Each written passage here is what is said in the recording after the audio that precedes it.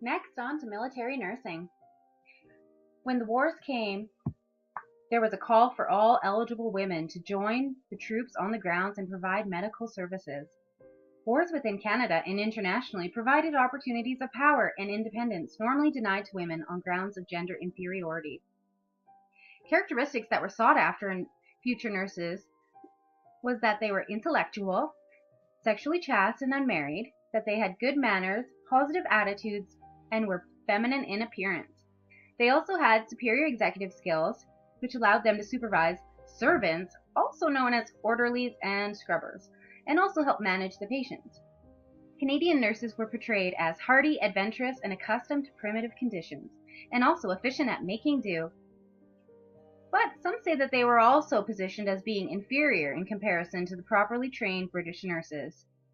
The military nurses were expected to be obedient and feminine, but they also were expected to take care of a wide range of responsibilities, including all aspects of nursing and domestic issues such as cleaning, decorating, ordering food supplies, looking after the boys, and supervising the other healthcare members. They also planted gardens, did the sewing and mending. They were expected to help boost morale and help the soldiers write their letters to the loved ones back home. Historically, nurses have been silent. Historians have focused on battle and soldiers, and the image of an independent heroine female contrasted with the expected image of females and nurses as feminine and obedient. For the most part, nursing sisters maintain proper silence regarding harsh or controversial aspects of war. But there are a few diary and memoir accounts that depict what kind of working conditions these nurses were under. During the Lemnos War, from 1915 to 1917, there was a lack of water and sanitary conditions that caused as many or more deaths as battle wounds. There was a military nurse named N.S. Clint, and when she arrived in Lemnos, there was 97,000 sick and wounded soldiers. Here is an excerpt from her memoir.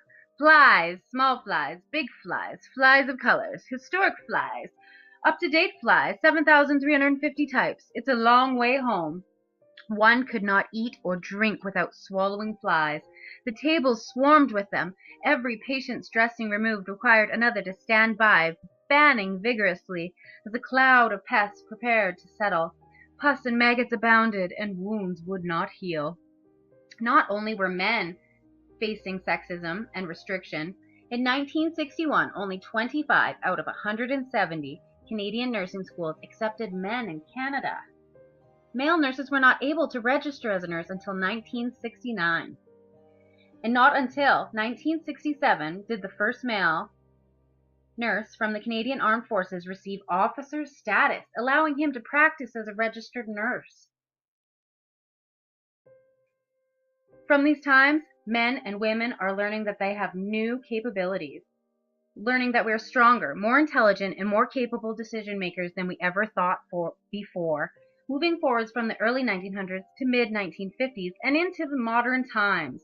We learn that we have a voice and can help create a more positive future.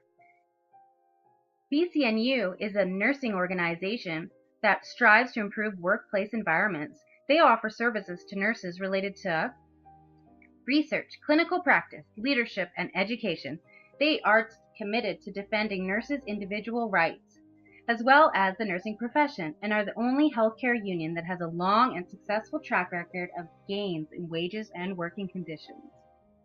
They have 7 core values: collectivity, democracy, equality, excellence, social justice, solidarity, and integrity. Their mission statement is to protect and advance the health and social and economic well-being of their members, our profession, and our community. They will be the champion for our members, the professional voice of nursing, and the leading advocate for publicly funded health care. They have also created caucuses, or initiatives, to help unify the people and bring voice to members of the union that may feel as though they are a minority, including the Aboriginal Leadership Circle, the Lesbian, Gay, Bisexual, Transgender, Queer Caucus, Mosaic of Color Caucus, and the Workers with Disabilities Caucus. Created using Powtoon.